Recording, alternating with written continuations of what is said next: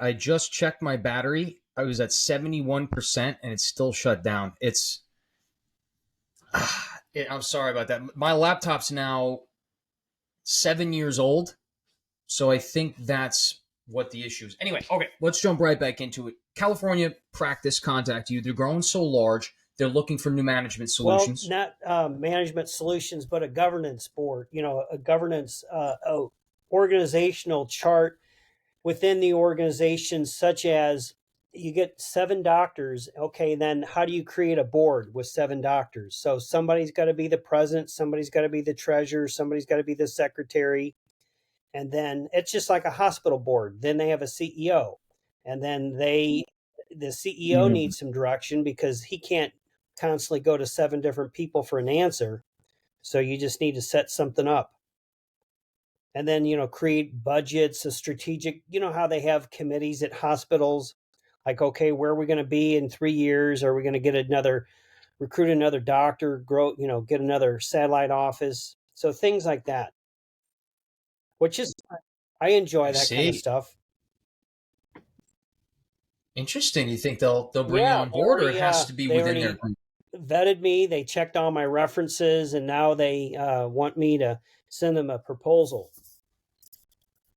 So that's what I did today. I was in the process of creating a proposal of what to do, and you just can't give them the book and then just walk away. You got to kind of hold their hand, or stick around 6 months, make sure they understand what they're doing. Oh, of course, of course. Huh. Interesting. So, so what? Well, wait. So, just real quick, I want to rewind real quick. I want to make sure you have an introduction. So, Scott Graham, OMS OMF firm, consulting right? firm. Um, yes, OMS consulting firm, but the Yeah, at symbol is OMS firm, yeah. right, on Instagram, so people can find you.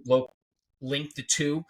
That's very important. But just a real quick couple liners for a background and where you came from, what you're doing right now with OMS consulting firm, and what's your All favorite part right. about it. Well, I won't give you my whole life story, but I was the practice administrator of a large oral surgery practice in St. Louis, Missouri, and they had a residency program back in the day. And that residency dissolved, and then kids like I was a kid in a divorce. All the attendings left, the program director left, and then a couple of the attendings stuck around, and we started this new private practice. And I grew that from 8 doctors, 5 locations, and we created a fellowship. And so I did that for close to 17, 18 years. And the impetus for me to go out on my own to do consulting is I love working with the residents and fellows. And they all reached out and they asked me, Scott, can you help me build a practice? Can you help me buy a practice? Can you help me with my practice? So that's what I've been doing the last 7 years. And I love my job. I travel around, and I know this sounds weird, but I just enjoy giving back. I mean, the knowledge I had over the years, the landscape's changed so much with recruiting, retention, compliance. It changed so much, but that's the fun part of your job, because it's not, you don't become complacent or stagnant at your job. You're always being challenged, always. I get just a different scenario every consulting project. Are you I still am. in St. Louis right now? I'm based in St. Louis. That's where I live, and then I travel quite a bit. So that's the other part. I get to see the countries that I've never seen before, little airports, and Yeah. So this was a virtual connection with yeah, California, that was I presume. I get these doctor practices that just or group practices that reach out and ask me, um, can they help me out? Can I help them out in certain projects? So this is what I do. Like I said, it just depends on the scope of work. Some docs just want me to kind of ask them. I do quite a bit of what they call practice analysis, because they want to know, study their office flow, look at their QuickBooks to determine benchmark. Are they spending too much money on supplies, and what's considered normal, abnormal, like industry standards, staffing ratio, staffing costs, what that should be, what that should look like. I look at their billing, because they're what they call the revenue cycle management. They want to know what their collection ratio should be, what their days in AR, what their age receivables should be.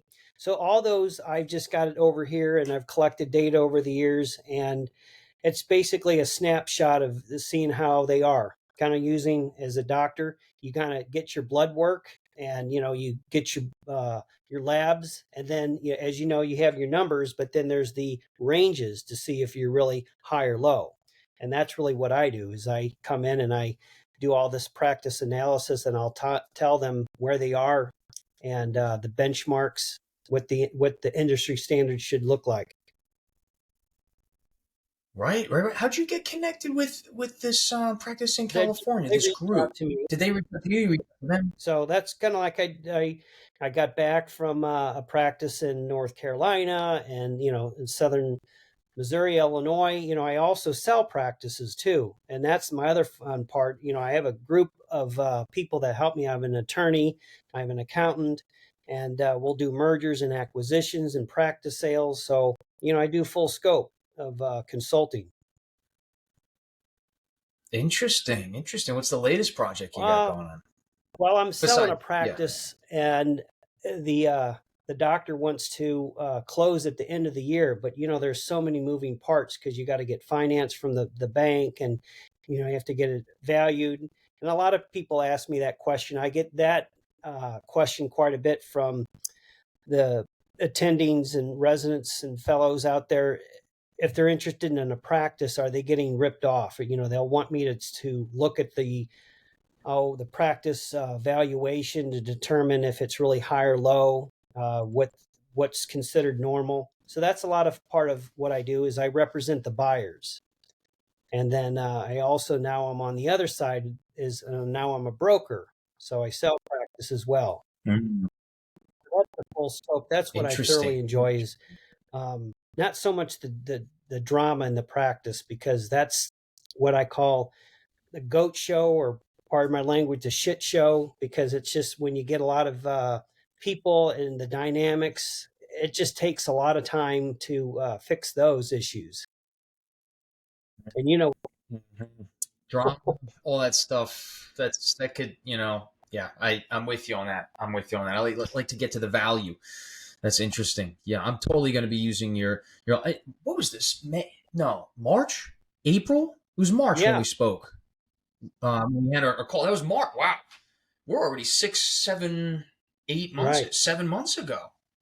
Holy smokes! I didn't even realize that. No, I'm glad that we're touching base since about June, and we could go into this a little further, but I want to make sure we get the intro. But since about June, I've been looking into practices, seeing what's out there, talking to the ones in Wisconsin, talking to the ones in Florida, talking to the ones in New Hampshire. Actually, one was in St. Louis. Believe it or not, I'll have to find the doctor's name, the owner of the practice.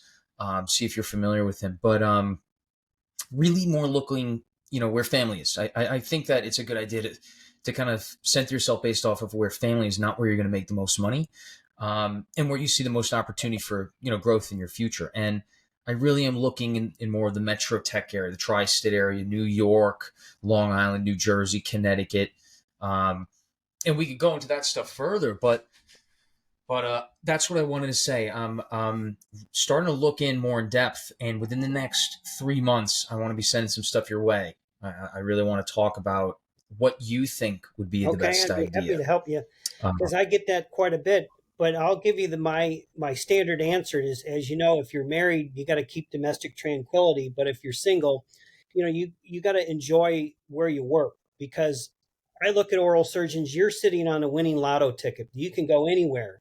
You can work, set up your own practice and be successful. You can join a group if you enjoy that dynamics. But honestly, the sky's the limit for you guys. That's just, I don't know what other profession you can go into that have that much diversity. Even if the world comes to an end, you still fall back in your surgical skills. You could go back to doing your big cases, orthodontic, TMJ, trauma, as well as your bread and butter, your wisdom teeth and mm, implants. So, you tell me what other specialty you can get away with that.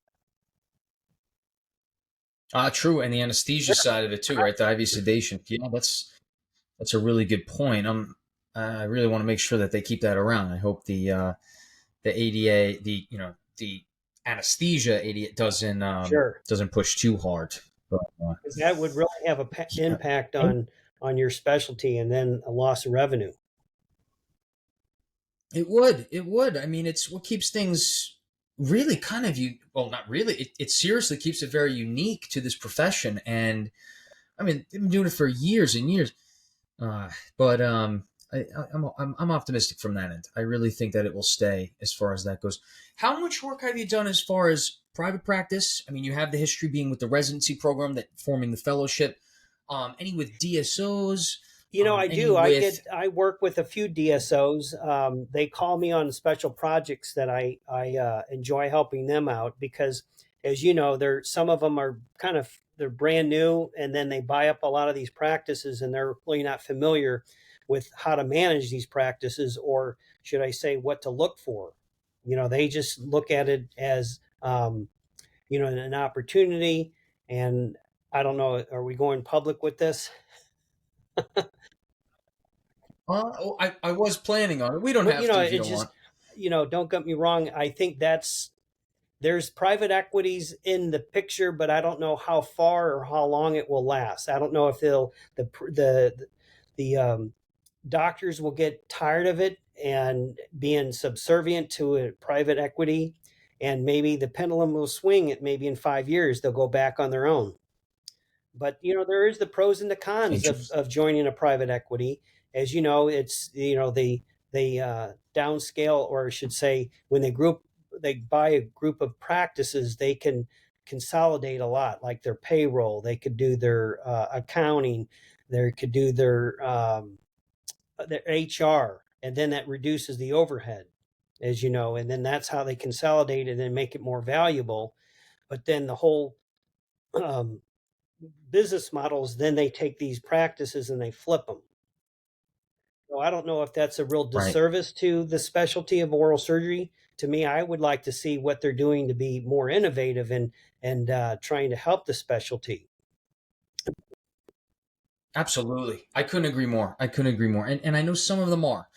Some of them are. I'd like to see something that's completely profound, like out of left field, that's going to add to the patient care, patient centered care, going to actually bring doctors back into the picture, and make them a priority as far as their future, not just, high floor salary, low ceiling salary at the end of the day. Um, I'm not so enthused. I'm not so thrilled with well, you get equity in the company. Yeah, but that fluctuates, and then in 5 years when the fund vests and they sell off, where is that actually going to be? You don't know. Is that going to be a retirement fund? Probably not worth as much as if you were to sell your practice in 35 years.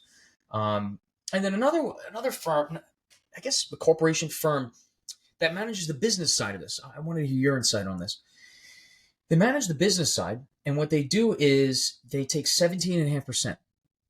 And now they're saying, okay, you have your private practice. Let's just say one office, just to keep it clean, and you're making 50% of the gross profits, right? The other 50 is the overhead, the instruments, buying the medications, keeping the lights on, so to say, and then the oral surgeon, maybe another partner.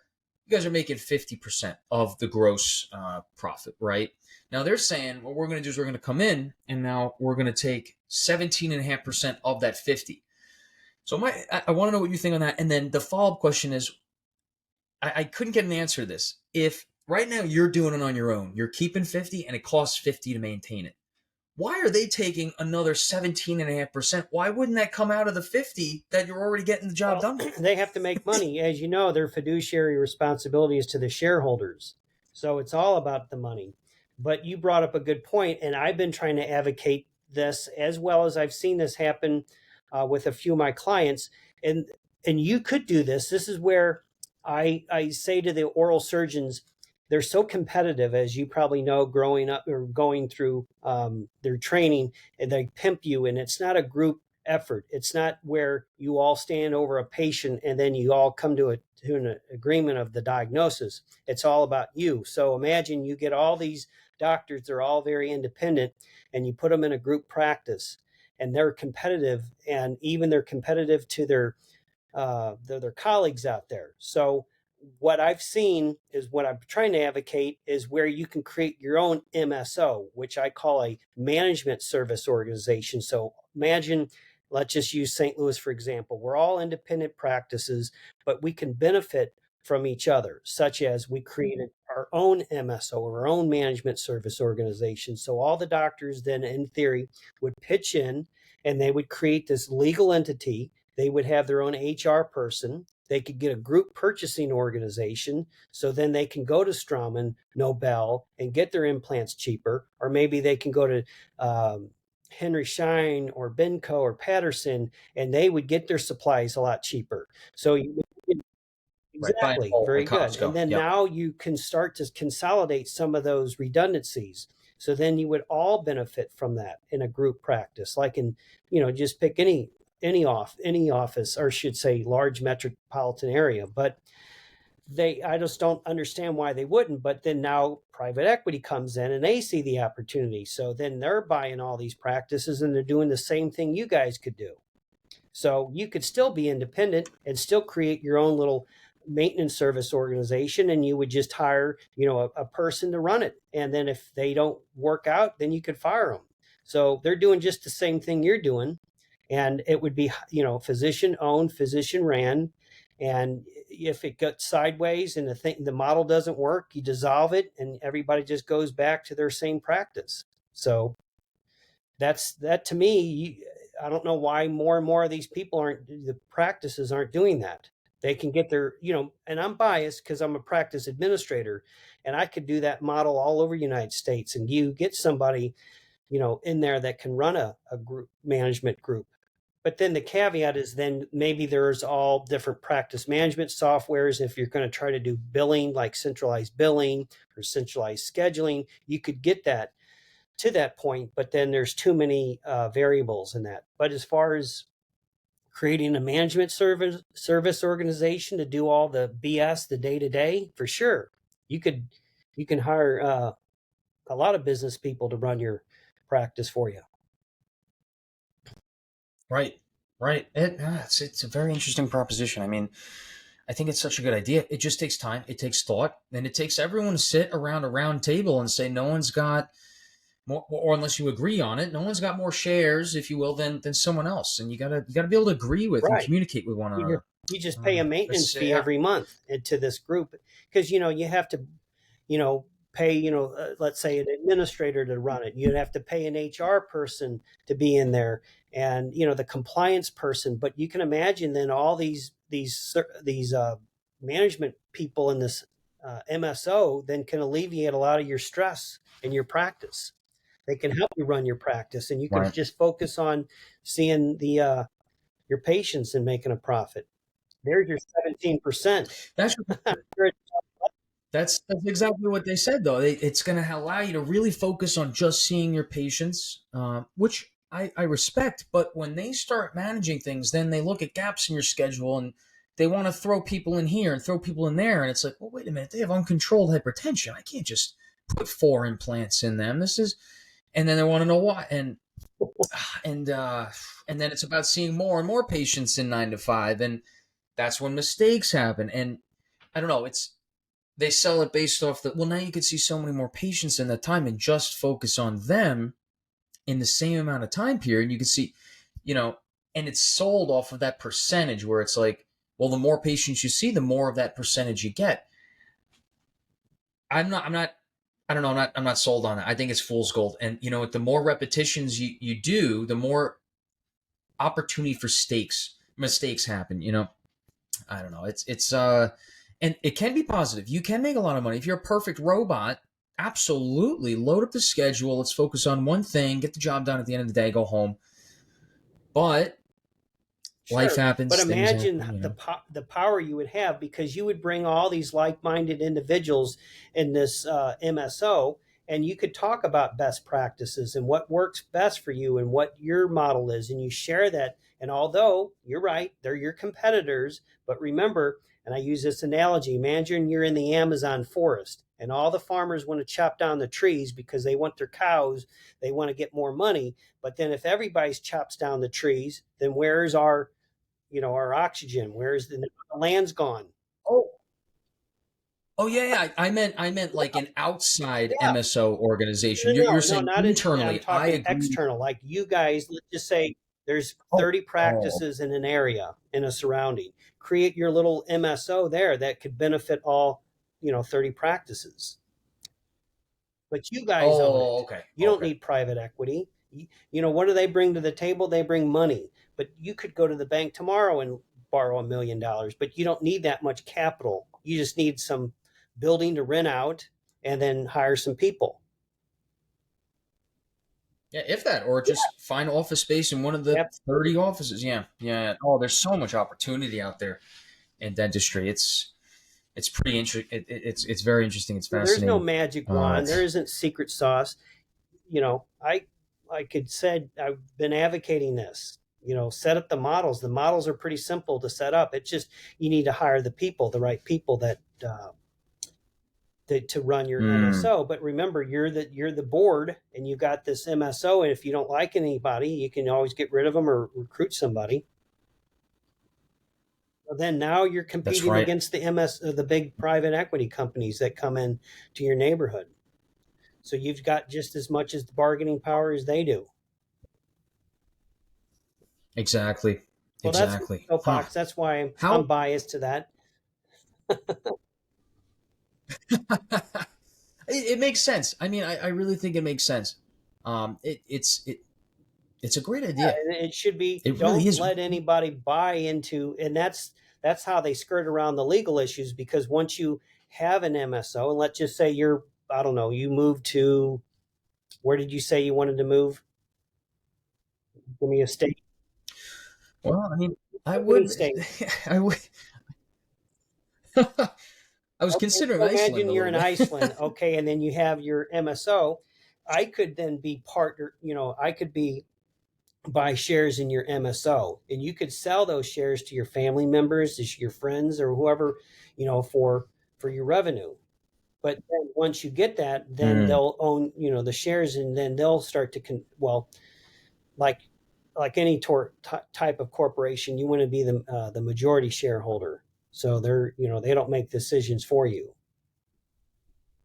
right, right, right, right, right. Someone was just one of the attendings at the practice. One of the doctors. He was saying that in these DSOs. I mean, not the MSO, but DSO. The private equity would never agree to those types of terms Exactly. unless they have the majority, which makes Right. sense. Yeah. Hmm. Interesting to I see don't know. how It's the tough. I don't know. landscape Yeah. plays out for the next couple years. I'd like to really see that, because, as you know, to feed the monster, they got to get people like you to come out, because they're already paying out all these retirees, these guys that want to ride off in the sunset. But in order to feed the monster, they need to get you guys to come work for 32, 35%. That's how to feed the monster. Hmm. But then I get the attraction, because you come out and they're offering you, a big salary. They're offering you shares and stock. They're offering you, you know, uh, pay off your tuition and all. But then remember, you're selling your soul at that. That's just not you can work there a year and leave.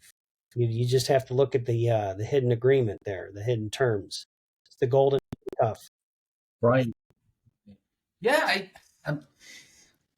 Yeah. Yeah. I'm looking into these places. I'm looking into a bunch of practices, and yeah. I mean, the biggest thing for me. So personally, I don't have loans, so I'm not really. I'm not so enticed about the gigantic starting salary. I'm looking more for like that mentorship. I'm looking more for like the perfect workday model. I do not like working I've worked weekends for 15, 20 years now. I've had enough. Call. I'm still only a third-year resident. I had enough of taking call. I want to take call for the practice. Some patient has a fractured tooth. We got to get this thing out, infection, whatever. In the practice, oh, absolutely, let's do it. That's no question, right? It's the practice. It's a part of your group. Referring from an outside dentist, maybe. Hospital call, though, I feel like these hospitals, they're just trying to get these patients Right. through. They're just trying to use you, get this patient through, and move on. And some of these hospitals aren't even paying the doctors anymore. How do we let this happen? How Well, did we let it come to this? that's true. I But don't. see, you got to come together. We did that in St. Louis because, mind you, we had a residency program. So we were very fortunate that we had that, the upper hand. We in the hospital wanted to keep this level one trauma center, the status. In order to keep the status, they wanted us to take call. Well, then we all formed, a group, and we said, okay, then we made our demands of how much money they wanted to get for, per night. And if they didn't want, then who Mm, else would take call? So we kind of had the hospital over the barrel. It I did, see. It worked. but mind you, we were in a different environment because we had established a residency program. So you had trauma services, you had hospitalists, you had um, all the infrastructure. We had block time. We had everything in place because there wasn't enough ENT and plastics to do the stuff that we did. They would do, the Mm, soft tissue mhm. or they do the fracture, but who's going to deal with the abscess? They're just not going to do that and then call the oral surgeon for some abscess. So we said we're going to do full scope or take all the facial trauma and then leave everybody out. So we were able to muscle our way into that rotation. So we were able to get ENT Mm, and plastics out because if they couldn't handle the abscess and the stuff that OMF could do, then they didn't want them to take call because then they would just dump on you guys. right, right, right. I see.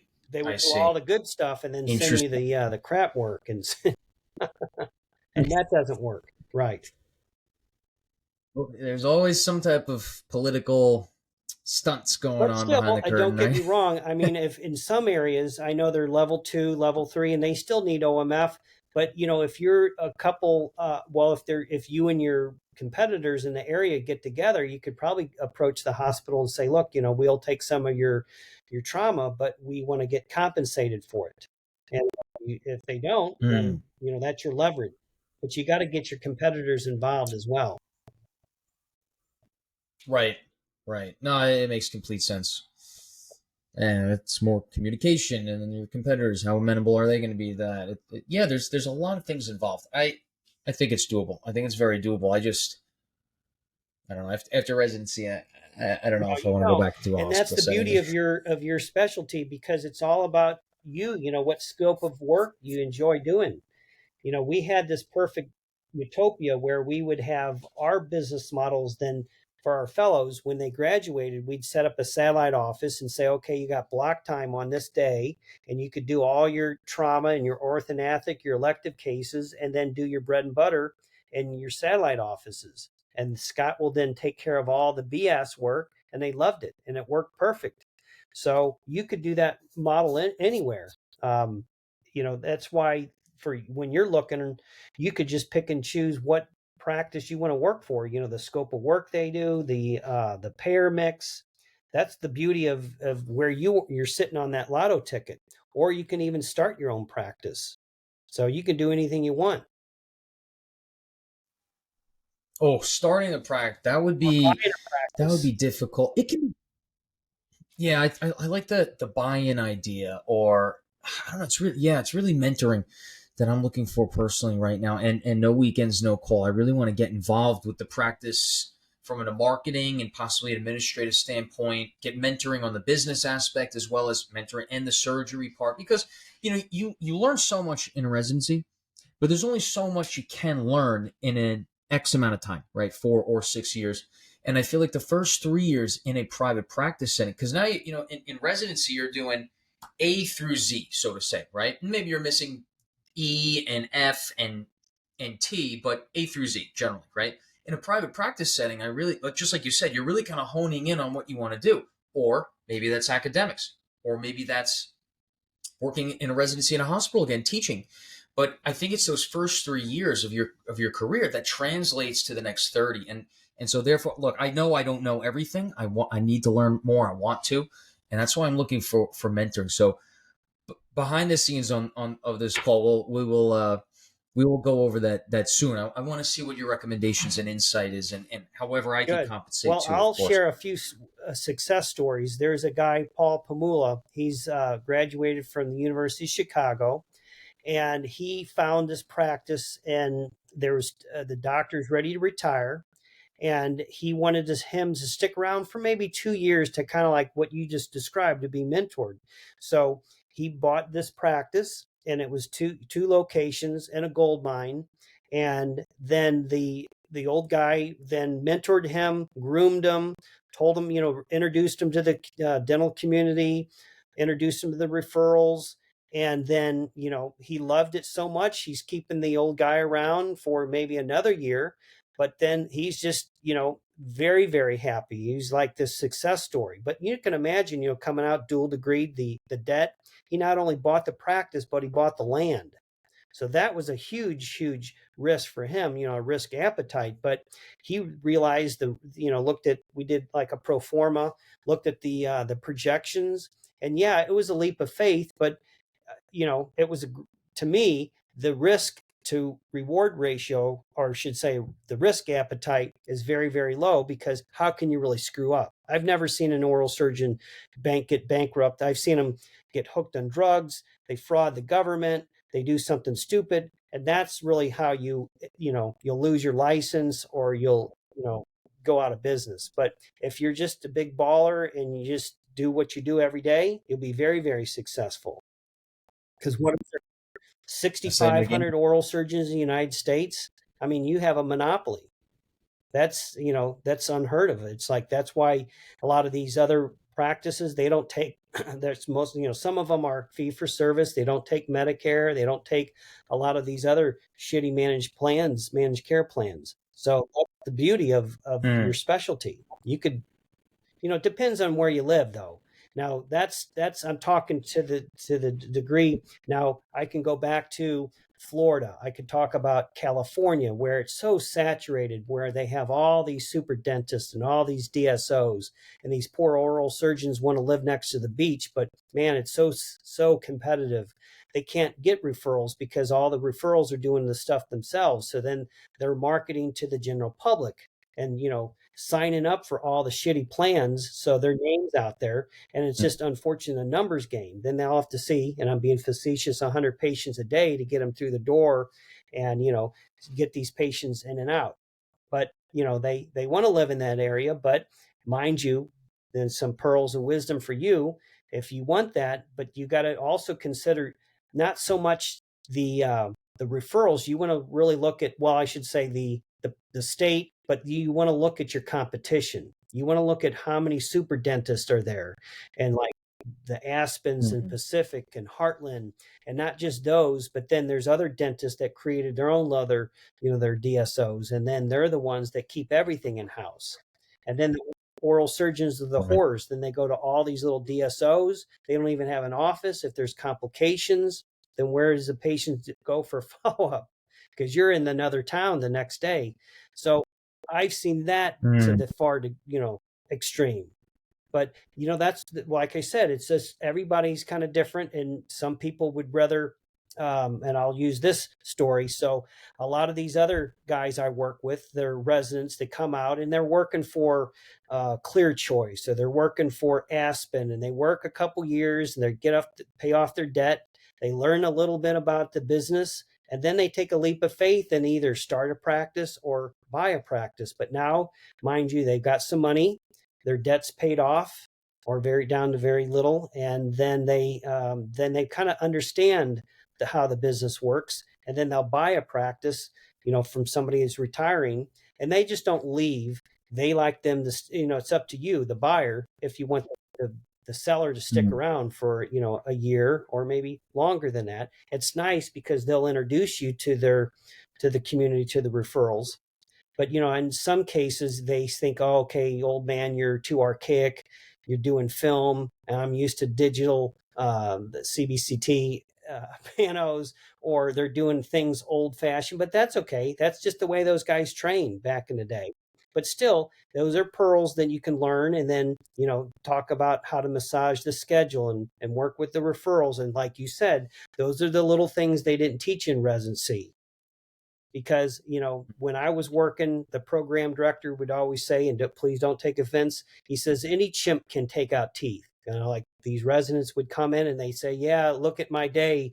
I did 100 extractions and I did 2 orthodontic cases, and they say, okay, that's easy. But now when you're in private practice, the real secret, the true art, is getting those patients in your chair, because that's when the schmoozing comes in. You got to schmooze to those orthodontists, you got to schmooze to those endodontists, and then the GPs. And that's the other piece that, to me, it's those innate characteristics, because you can't just come out and, put a sign out there and say, I'm open. You got to go out and grovel, unfortunately, to the dentist. And I know you got twice the training, but remember, you're in the ass kissing business. That's what. Oh no, I know what you mean. But I really like Yeah, and to that's build really the secret, relationships. You know, is once you get those patients in the door, then you'll be very successful. And then learning to run your business, I think I use this analogy. It's like, you've heard of the Malcolm Gladwell, the 10,000 hour rule of the Mhm. outliers. So if you spend even 100 hours with your staff and say, look, ladies and guys, this is how I want my office to flow. This is how I want my schedule to be set. And you just can't show up and expect things to run itself. You really need, as business owners, and this is what I've been trying, and I'm telling you, that's the secret of success, is you got to, the amount of time you spend with your staff is going to be, that's going to amount to how successful you'll be. But a lot of these doctors I talk to, they say, Scott, I just walk in and the schedule full, and it's like, it's a shit show at the end of the day. And I said, well, do you ever take the time to talk about like a morning huddle and talk about the things that fell through the cracks and what had happened? No. So that's that to me. There's one guy, I'll mention his name's Randy Blasik, and out in Arizona is probably the best practice I've been to, where this guy spent thousands of hours. So when he walks in, he's got a little microphone and he's dictating while he's doing the surgery. So the op notes are written. The anesthesia is already integrated with the practice management software. The billing went out that day, and the letter to the referral went out. And he just then walks to the next room. And I look back and I go, wow, how the hell did you figure this out? And it wasn't just, overnight. He spent thousands and thousands of hours to train those staff, and told them exactly, when I make this incision, the blood's going to come down, they're going to aspirate, so I want the suction down there at the throat, little things like that. But he he it's wanted to impressive. schedule a Yeah, certain way. He wanted not just single teeth. He wanted his wisdom teeth in the morning and consults and follow-ups in the afternoon.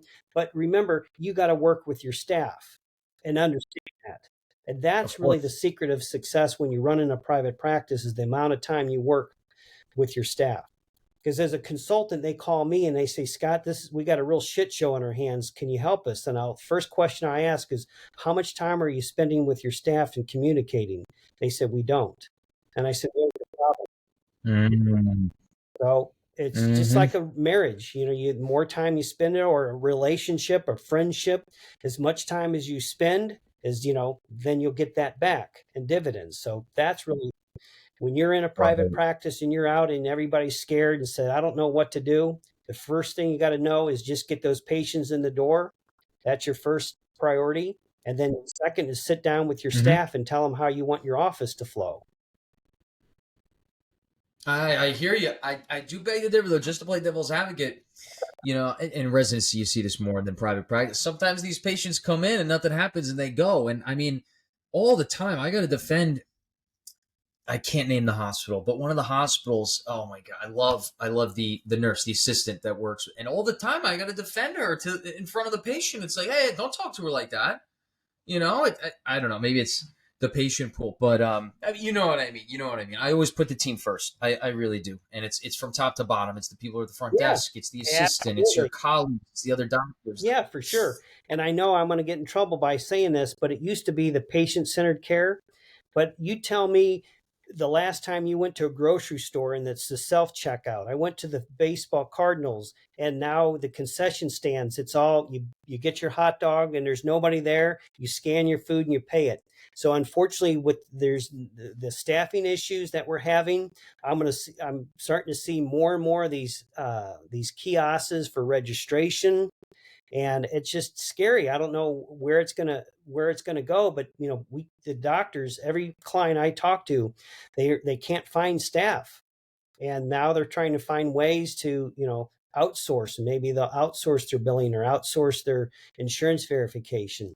So in lieu of everybody advocating about patient-centered care, I'm going to announce it. It's employee-centered care. Now you got to kiss your employees' butts to keep them happy. And you know what? As you should. As you should. You should be getting dinner every once in a while on Friday night. You should be Right. doing the Pete and Sips. Yeah, I think it's important. It's your birthday party. It's Labor Day weekend. Have everyone over. It's a team. I grew up seeing that. I followed it. I see the successes. I see the fail. Not really failures. I just the drama side. I think it's so crucial. Yeah, And it makes it really. fun And too. if you You show know. those employees that you really care about them, and they'll die on the sword for you, but if you just treat them like employees, they're going to work for your money. They're not going to die on the sword for you. They're not going to then wait it's on Friday, it's 5 o'clock. They're going to say, well, Mhm. Gallagher, he's cheap ass. Yeah, I'm I gotta out. go. I gotta go. I got dinner. I got a date. But Yeah, that's the they're other gone. piece of it. Then if you Yeah. treat them like family and you really go to bat, like you just described earlier, you told that nurse in front of that patient, but that shows your character to those employees. And that's really the other secret sauce, is if those patients know that you really care about them and you'll go to bat for them, then it's the same thing they'll treat you. Oh yeah. Oh yeah. And I think it's true that the one of the tougher parts about it is though, not everyone can mold their character. It was a quote by Gary Vaynerchuk the other day. He was saying, someone was like, "Oh, people change with money." He's like, "No, no, no. Money exposes who they were initially." And um, I think you see that especially with with dentists. I see with oral surgeons especially. But I wanted to move into the next topic. I got to start getting ready Okay. for tomorrow. 8:50. Just one or two more. Are you familiar with employment contracts, employment law, employment attorneys at all? We just had a guy at the residency yesterday. We were learning about employment contract law, and such an important thing. Do you have any Yeah. experience with You know, that? Have you worked? You said you're Alan an Alan attorney. on my Yeah. team is great. He's got a good reputation out there because he's helped several oral surgery residents and fellows or attendings across the board, help them with their employment agreements. But absolutely, you don't want to get, especially if you're going to buy into a practice, you need to always have somebody to look at your employment contract. Just don't sign it. You definitely got to find somebody that truly understands employment law. Like you said, no, I didn't realize my contract read that way. So that's it's imperative that regardless of who you use, definitely get when you're approached by a group practice and they say, okay, here's your employment agreement. That's pretty simple. But then the buy-in is you also Mhm. want to understand the buy-in process. Or if you then decide to quit Right. after 2 years, how are they going to buy you out? Or or if they then buy sell agreements. It's just absolutely that's so important. Mm. I would definitely recommend getting an attorney, especially in oral surgery, that they kind of understand. Oh, That's absolutely. me. one I Hundred would percent. always Yeah. defer that to Alan because he's, like I said, he's the attorney. But And so I this said, is but I've what was seen that? where they didn't realize what they were signing too many times. And I said, did you understand that? The Uh, language in there, they didn't understand for example, the accounts receivable. Let's just say you're working in this practice and you have $500,000 in accounts receivable, and all of a sudden you get fired, or you get quit, or something happens and you leave $500,000 on the table. And a lot of they thought, well, I should have got that money. No, you didn't read your contract. And then the same mm, way with hmm as far as I've seen group practices where they have 5 locations and there's the restricted covenant. And if they're only working at one location, but now it's 5 miles from all their offices, they didn't read that either. So those are little things that definitely you want to get somebody to, you could sit down or talk to them over the phone about your employment agreement or your buying agreement. I appreciate that, and I definitely will. I want listeners, and because I'm recording this, and I hope you're okay with me posting this. I'm recording this for to perpetuate over the years to come, because this is not only one conversation; it's a relationship we're building. We're part of each other's Right. network right now, and no, but like these little bits of information, I'm developing a team on the side to chop up certain little points, key facts, key insights, green flags, red, little clips to post over the years even. But this is a really good point to bring your consulting firm into the picture, where you said you have on your team, you have an accountant, you have a lawyer, you have yourself, your team. How what resources do you have that's going to help people in that? So obviously the employment contract, before signing it, to review it, you got someone. Well, who's gonna? In what way does this accountant come into the picture? Because now I'm trying to people that listen to this. How can you be at their So service and very connect with good. them? So Alex is when like I said, when we do practice valuations, let's just say you come to me and say, "Hey Scott, I'm looking to buy this practice. Here's all these financials," and it's just you kind of glaze over the balance sheet, the profit loss, the tax returns, and they start throwing out terms, and you're really not familiar. It's nice to have an accountant. Then that way they can start to explain to you a little bit about the cash flow, and or if you're wanting to sell your practice, it's important to get somebody to value your business. And then you throw those terms out like EBITDA. But when you're when you're buying a practice, you really want to look for cash flow, because when you go to the banks are also going to be your best friend, because they're going to look at those valuations and going to say, "Wow, you want $1 million? It's not worth $1 million because it's only bringing in a $500,000." So I that's who you see. want on your I team. see. You want an accountant to look at those financials if you're going to buy a practice, or to sell a practice, you need somebody to value it as well. I see. Right. So the accountants in that respect has experience with oral surgery practices, maybe dentistry as well. And the attorney, what other parts of law might someone need him for or go to you for example, in addition to the employment contract, looking over, reviewing maybe what other aspects of law? Because, I mean, law is the same as dentistry, right? There's so many Yeah, specialties. I don't I'll know share if he another has some other a background. story. It was he does with all the legal services and oral surgery. But here's a good story about somebody who was looking to buy a practice. He signed a letter of intent, an LOI, and in the letter of intent said that once we disclose all these financials, you can't work in that town for the next year or 10-mile radius, because this buyer, he was looking at a couple practices in that town, and he didn't realize what he signed, because that practice wasn't as profitable as the one down the street. A In a letter of letter of intent intent. is when you sign and just basically just describes, "Hey, this is the asking price," and then you're interested, and they'll disclose Oh, all yeah. those financials. But there was That's just temporary, though. That's a letter of intent. That exactly doesn't mean that's not a very contract. good. That's It's just a just letter of to. intent. It wasn't binding, but there was a provision in there. It says, "Hey, if there's 6 offices around just down the street, once you see this practice, you can't buy another practice." So these are little Mm, things. That's why I'm saying you got to get somebody, have another set of eyes. And then, like I said, I'm biased because I'm a practice administrator, but I always depend on accountants and attorneys and others that help me. You got to surround yourself by good, smart people, like a good team. Just depend on just all the time. yourself. Get surround yourself with a good team. Somebody who's done it before. Even your I love colleagues will tell you probably the horror stories, and I wish I would have done that, and I wish I would have considered this. So, what's the wildest story that you end up telling the most that you've seen that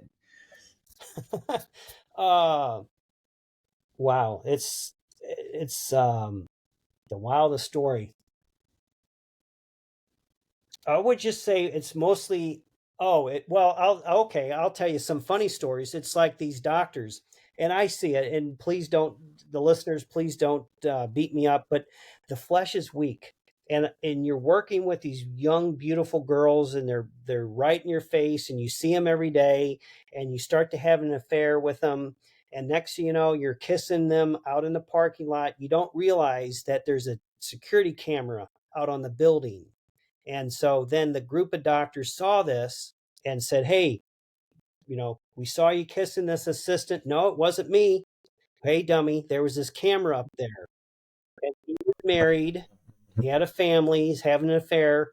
So the best advice I could say, if you're in that situation, get rid of that employee. Make sure she's not she's not married or not employed, because then they can go after your practice. Not only you, but they'll go after your practice. So you don't want to put yourself in that situation. The No, the employee? group of doctors. There was like one of the docs was having an affair with the employee, and so I Like was a a partner partner? in a Was it group a? in a group practice, having an affair with one of the employees. Oh, Well, then that employee then could sue that practice, for you know uh, a lot of things. That's when you open up yourself uh, for sexual mm, discrimination, or just all sorts of legality issues. So, but I see that all the time, because I get it. There's all that temptation, but hey, or the funny stories about how they're giving drugs. There was these stories I read about they get greedy and you're trying to fraud the government. That's the other thing I've seen. Just have common sense. Like they realize, oh, I could do this procedure and it's maybe fraudulent, but they're getting away with it one or two times, maybe then five times. And next thing you know, they're doing it, and then till they get audited, until there's one of the employees saying, hey, look, you can't continue to do that, and they blow the whistle. And then they're on the 5 o'clock news, they're on the internet, doctors frauding the government, Medicare, Medicaid. Just don't do that. Don't fraud the government or fraud the insurance companies, and don't have, a relationship with your employees. yeah. But that's Wow. it's common, but it's those are the horror stories. Or it's it's common sense, but then again, you kind of see it. You can kind of see where they're coming from. Possibly. Yeah, I know what you mean. I think it requires, yeah, Yeah, it requires very some good. self Hey, awareness. I mean, we like I got said, flesh to, is weak, and then that's why you get out of that. Either that have that employee leave that practice, then you can have your affair, but just don't have an affair with that employee, with your employee. right, right. I don't agree with I like affairs in general, But but I'm just yeah. saying is, if you can call your buddy, because this is that funny story. So they were trying to find this girl another job because he was having an affair with her and trying to get her another job at another office. So then, if the relationship went sideways, then she couldn't sue the practice. So I've seen a lot of those stories happen. A lot of those stories happen. Or getting them pregnant was even the worst. Jesus. And No. In the parking lot too? but yeah, you just hear those stories, and I guess that was my wildest story to tell you that reality. Oh my. It's funny though. Yeah, yeah. I've heard one, two, at least two stories of that. Yeah. Oh. Anyway.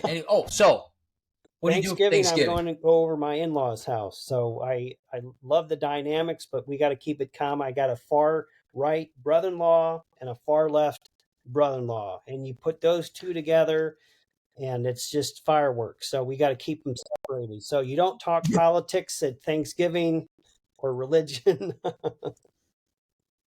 Oh But that's man, that's the that's fun part of my family.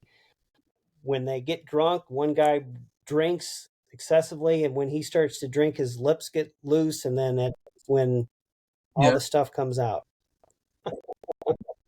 Oh man. That'll be fun. You don't have to go Pardon me? far, right? You don't you don't have to go far for No, not Thanksgiving, far at right? all. Okay. So most of your family's right there in the St. Louis area. Nice, nice. I think I was.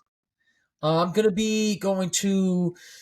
I'm gonna actually. It's nice. I have the 4 days off. So Thursday, Friday, Saturday, Sunday. This is the longest time I've had off for a holiday, because I'm usually on call. I'm usually on rotation, which I will be for Christmas, unfortunately. But I'll be going out to my mom's.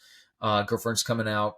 We're gonna bring out her dog, which is gonna be cute, and then Thanksgiving evening, afternoon, evening is gonna be aunt and uncle's in the Centerport Huntington area in Long Island.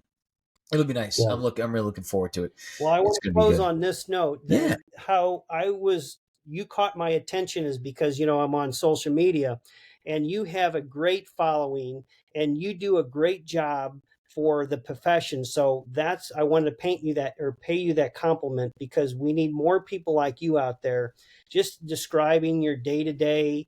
It's just kind of fun when you're walking in there, you got your phone and you're saying, man, today I saved, a couple lives and I did slayed some dragons and, pieces together. And I just thought, what a cool guy this is. And you're always giving and providing advice to others.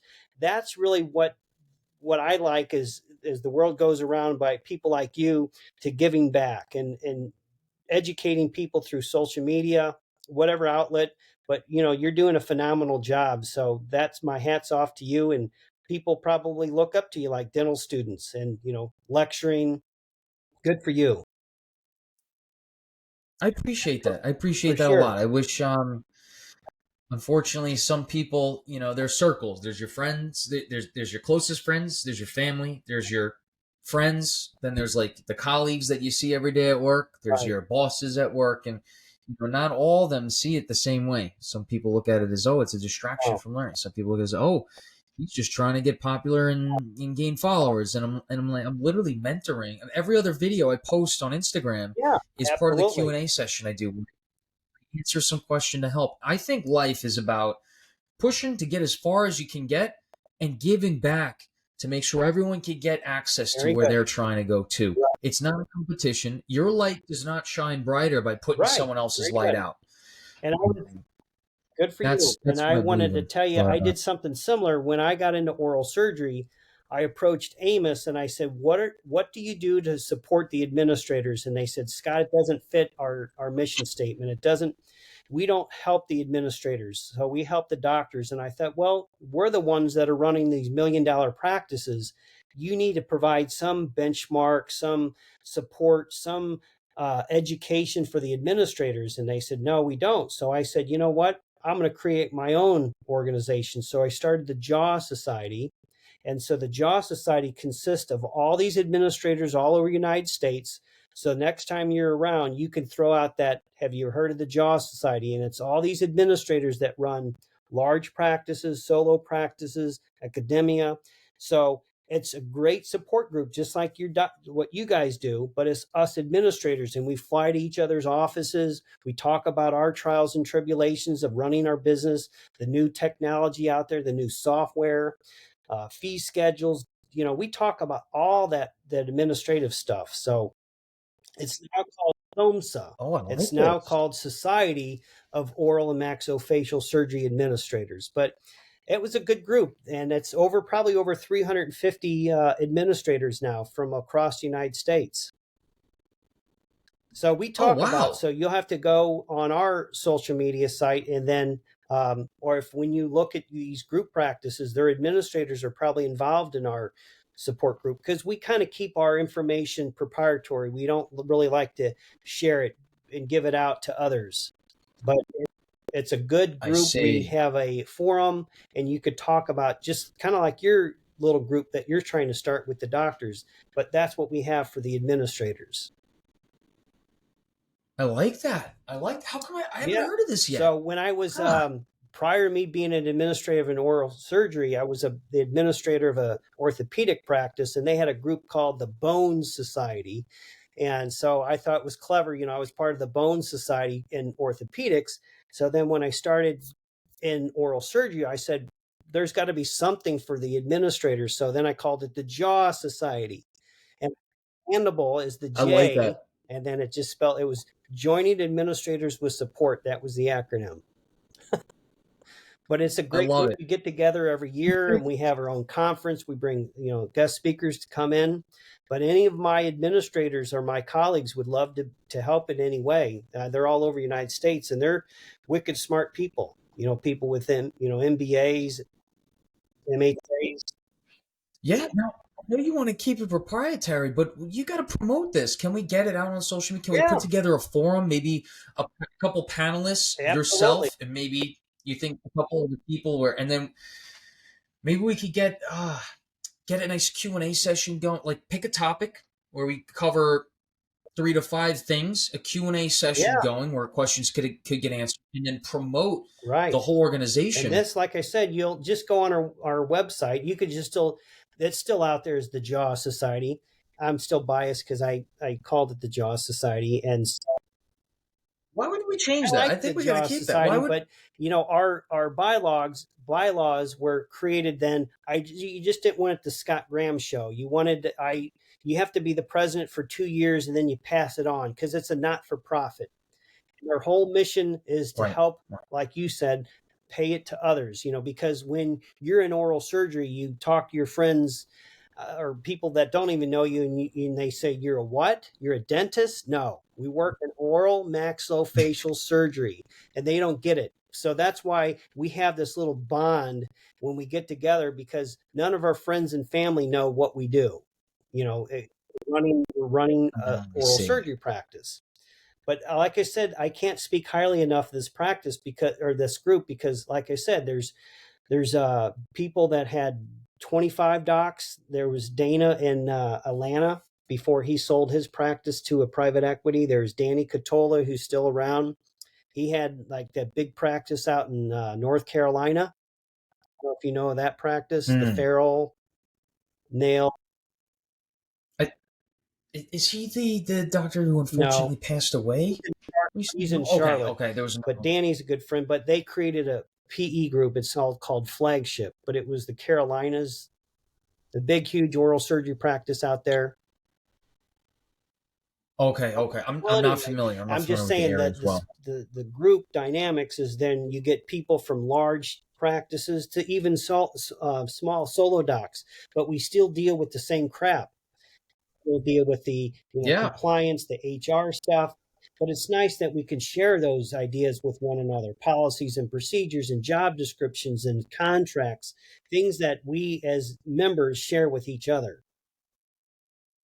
Benchmark data. We have absolutely. our own, benchmark data.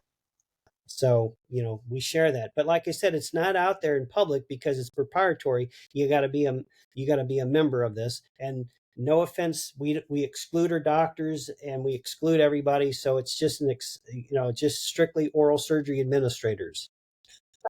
I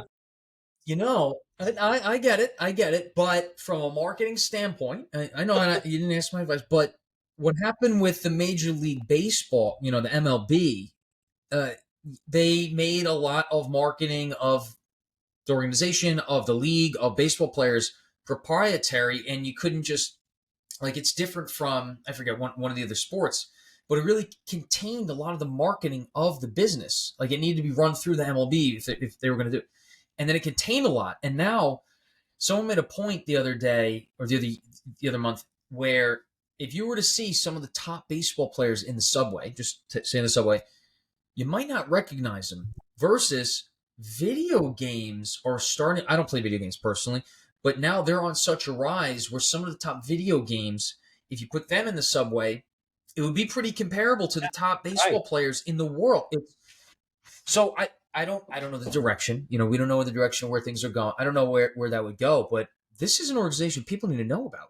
This is something they would want to be a part of, learn from, Yeah. to grow their practice, to gain leverage, to work their way up within the practice that they're in, whatever it Well, may we've been be. established since If there's 2004, so we've been around. We at San Diego, we had a booth.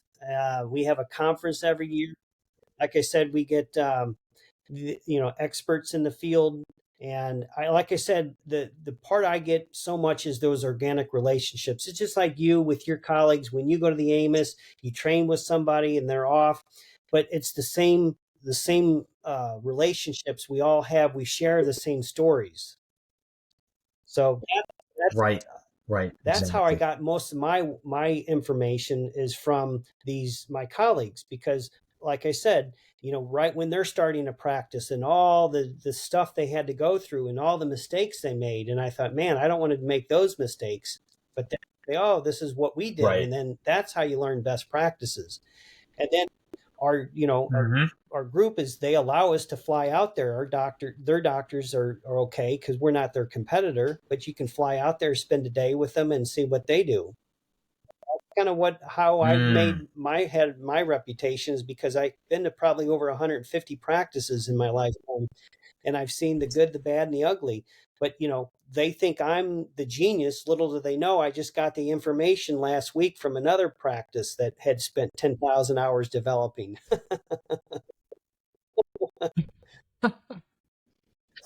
That's good stuff. This is really So great yeah, for talk. sure. Um, but yeah, we would love to if you can promote it. But also, if when you join your practice, you'll talk to your office manager, administrator, and they're very familiar with this organization we started. Oh, excellent. Good. Very good. And we're gonna be touching base because I want to wherever I end up. I still have a year and a half before I graduate, but I am looking now. I want to see what's out there. Um, Try and find the right opportunity that fits me and what I'm looking for. Sometimes those could be two different things I'm trying to combine into one.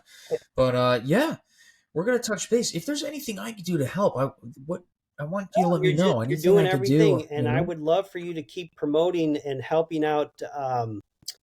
Keep paying it forward, because I had this, I've been lecturing to other residency programs, and I'll share another story. There was a guy who was applying for residency, and he reached out to me because, he knew that I lived in St. Louis, and he was applying for the UMKC.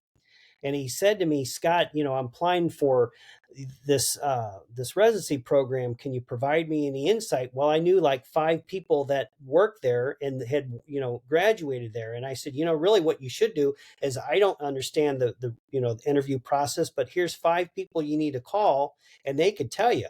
They know the program director, and that's that's good just like insight. that information. And the guy was so grateful. He says, wow, Scott. And to me, it was like, that's a duh moment, because I'm thinking, pick up the phone. Then there's somebody just like you that went through the same thing. But what you're promoting was wonderful. You could promote this kind of these insight to help those others, like create a network. You can exactly, exactly. And I like to give information out for free. I think something's going to come down the line later on where it works out. But yeah, we'll see. We'll see. It's And, just and I'll just just making leave on content. this one note: when you're looking for a job and you're looking for opportunities, so just don't put all your eggs in those searches. If you really like an area, and I'm telling you that there's a lot of these oral surgeons that are considering to retire, if you just then, I know my daughter always says, Dad, that's kind of creepy, but I'm old school. You pick up the phone or you email and you say, hey, I noticed you're living in St. Louis. Have you ever considered selling your practice or looking for somebody?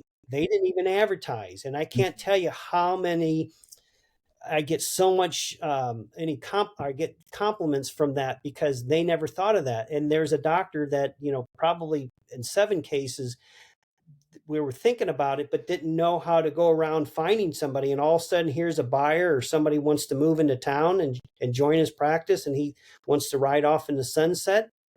Was never advertised. So this is Yeah. the time you could start doing that kind of research. Like I said, you pick a state, and if there's no jobs, just start looking at all the oral surgeons in that state, and kind of, you can look at group sizes, or if you want to buy a practice, then look for the solo people, solo docs. Reach out to them. That's exactly Yeah, what I'm doing. and That's there's a lot of exactly it. fruits Yeah. to be very fruitful for you to do that. I'm trying. I'm trying. I really am. I've been looking Long Island. I got to look a little more around Winter Park. I have family down there in Florida, right around Orlando. That's one I'd like to look more into. It's just tough though, because I don't know when I'm going to be able to get down there and meet these people and see the practice. I'm having a lot of trouble like getting adequate time off to kind of explore these things. I mean, I'm getting some time off, but then those time off, it's like I gotta see that doctor office. But I you gotta go can to still that. call, and I'm glad that you brought that up, because you can go on the Amos directory and you can look at all the, or even the Florida's website, and you can look at all the licensed oral surgeons, or on the internet, and you can start calling around and Hmm. saying, hey, what's the market like? Because I could probably give you 5 names right now if you're interested in Florida. You don't even have to go down there, but you could just say, hey, Scott gave me your name and number, and I'm interested in that market. Can you tell me how competitive it is? What's the how the Right. landscape is? And then you can kind of get some insight just from, those organic relationships, talking to them. Oh, definitely, definitely. I would appreciate that. I'm really honing in on certain areas though. I don't Sure. because Florida's a big state, but it's really just kind of like around Winter Park. But we'll Yeah, talk about it. absolutely. Yeah, I appreciate that. It's not what you know, it's who you know. It's all about networking. That's the secret. All about it. All All about right. it. All right, Scott. Let's go get some dinner. It's Okay. starting to Well, get thank late. you for the opportunity. We got 6:30. Thank you. All Thanks for right. coming on. All right. We'll You. talk soon. All We'll right. talk soon. Thank you. And happy Thanksgiving.